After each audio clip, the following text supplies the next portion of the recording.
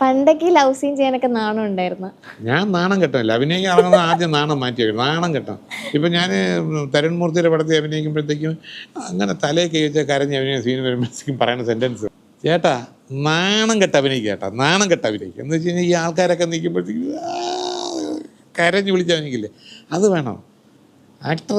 ഇപ്പം ഞാനൊരു ആദ്യം ഒരു മോണാക്ട് അഭിനയിക്കാൻ ട്രിവാൻഡ്രം ഒരു എക്സിബിഷൻ ഒരു സ്റ്റേജിൽ കയറി. അപ്പം ഞാനിങ്ങനെ അടുത്തതായി പാടാൻ പോകുന്നത് പ്രാർത്ഥനാ ഗാനം എന്ന് പറയുമ്പോൾ മുംബൈ നിർത്തി ഇങ്ങനെ ഗോഷ്ടി കാണിച്ചു. ഞാൻ വല്ലാതായിപ്പോയി. വേറെ അടുത്ത് നോക്കി വരുത്ത ഞാൻ പാടാൻ ആൾ വരാത്തതിനാൽ ഞാൻ ഇറങ്ങി ഓടിക്കളഞ്ഞു. നമ്മൾ സ്റ്റേജിൽ അഭിനയിക്കുമ്പോൾ ഓഡിയൻസ് ഔട്ട് ഓഫ് ഫോക്കസ് ആയിരിക്കണം. തനിയെ ഡയലോഗ്സ് ഇപ്പം മിന്നാജിലൊക്കെ മലയാളടാ കുന്ന് കുന്നൊക്കെ ഇങ്ങനെ ഡയലോഗ്സ് ഒക്കെ തനിയെ കയ്യിൽ നിന്നൊക്കെ ഇട്ടിട്ടുണ്ടാ? അത് തനിയായിരുന്നല്ല, അത് പ്രിയദർശൻ എഴുതി. അല്ല അതുപോലത്തെ ഡയലോഗ്സ് ഒക്കെ ഒരുപാട് പടങ്ങളിലൊക്കെ ഇട്ടിട്ടുണ്ട്.